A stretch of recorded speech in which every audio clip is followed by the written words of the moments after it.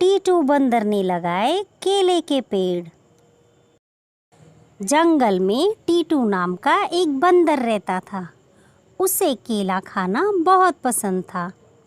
एक दिन केले खाते खाते उसने सोचा क्यों ना केले के पेड़ लगाए जाएं, इससे उसे बहुत सारे केले खाने को मिलेंगे। फिर क्या था, टीटू ने बहुत सारे केले के पेड़ लगाए। बड़ी मेहनत के बाद कुछ महीनों बाद केले के पेड़ पर फूल और फिर फल आ गए। जब केले खाने के लायक हो जाते हैं तो टीटू सोचता है, मैंने जैसा सोचा था ये तो उससे कहीं ज़्यादा केले हैं। मैं इनमें से थोड़े थोड़े केले अगर बेचता रहूँगा तो अच्छी आमदनी हो सकती है। ठीक है, मैं इन्हें कल तोड़कर बेचने जाऊँगा। इतना कहकर टीटू वापस अपने घर चला जाता है। लेकिन यह सब कुछ गोलू हाथी सुन रहा होता है। वह केलों को देखकर लालच में आ जाता है। वह सोचता है, क्यों ना मैं इन केलों को तोड़कर किसी गुप्त जगह पर छुपा दूं, नहीं तो टीटू इन्हें बेचकर सारे केले खत्म कर देगा। कितने सारे केले हैं, मैं इन्हें कई दिनों तक खाऊंगा। और रात होने पर गोलू हाथी ने सारे केले तोड़कर किसी गुप्त जगह पर छुपा दिए। सुबह होने पर जब टीटू केले तोड़ने आया तो उसका सर चकरा गया और वह रोने लगा। रोने की आवाज़ सुन बहुत सारे जानवर वहाँ इकट्ठा हो गए। गोलू हाथी भी आया। सबने देखा कि पेड़ों से केले गायब। भालू ने कहा, टीटू रो मत, चलो महाराज के पास, वह तुम्हारी मदद जरूर करेंगे। सभी जानवर टीटू के साथ शेर राजा के पास पहुँचे। टीटू ने रोते रोते सारी बात राजा जी से बताई।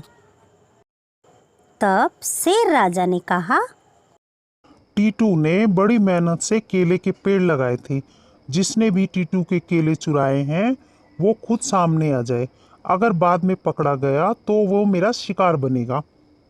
गोलू हाथी सब कुछ चुपचाप सुन रहा था, लेकिन उसकी हिम्मत नहीं हुई कुछ भी कहने की। फिर शेर ने बोला, ठीक है, तो तय रहा। मैं एक तांत्रिक को जानता हूँ। वो कल आएगा, ऐसा मंत्र मारेगा जिससे चोर के मुंह से खून निकलने लगेगा और फिर मैं उसे नहीं छोड़ूंगा। गोलू हाथी बहुत डर जाता है। सभी अपने अपने घर को लौट जाते हैं, लेकिन गोलू हाथी को नींद नहीं आती।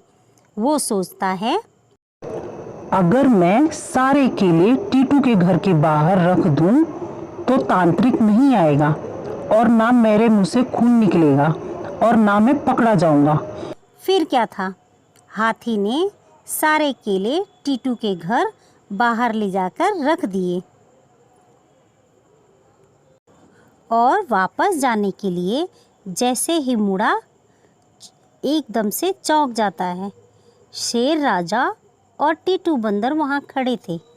इतने में सभी जानवर वहाँ आ जाते हैं और शेर राजा बोलते हैं, मुझे पता था मेरी झूठी तांत्रिक वाली कहानी से डरकर चोर केले वापस रखने जरूर आएगा और वैसा ही हुआ। तुमने अपना गुनाह मान लिया होता तो मैं तुम्हें छोड़ देता, लेकिन अब तो तू गया। जैसे ही शेर राजा हाथी की तरफ बढ़े, टीटू सामने आया और बोला, क्षमा करें महाराज, अब मेरे केले मुझे मिल गए हैं, इसके लिए आपका बहुत बहुत धन्यवाद। अब मेरी आपसे विनती है कि आप गोलू हाथी को माफ कर दीजिए। शेर राजा ने कहा, माफ कर दूं? टीटू, इसने तुम्हारे साथ इतना बुरा किया, फिर भी तुम इसे माफ करने के लिए कह रहे हो? जी महाराज, गलती सबसे हो जाती है, मैंने इसे माफ किया। आपका बहुत बहुत धन्यवाद। शेर राजा बोले, ठीक है, तुम कहते हो तो इसे माफ कर देता हूँ, लेकिन दोबारा इसने ऐसा किया तो फिर मैं इसे कभी माफ नहीं करूँगा। और कहकर वहाँ से चले जाते हैं। गोलू हाथी टीटू से माफ़ी मांगता है और वह अपने भूल के लिए बहुत ही शर्मिंदा होता है।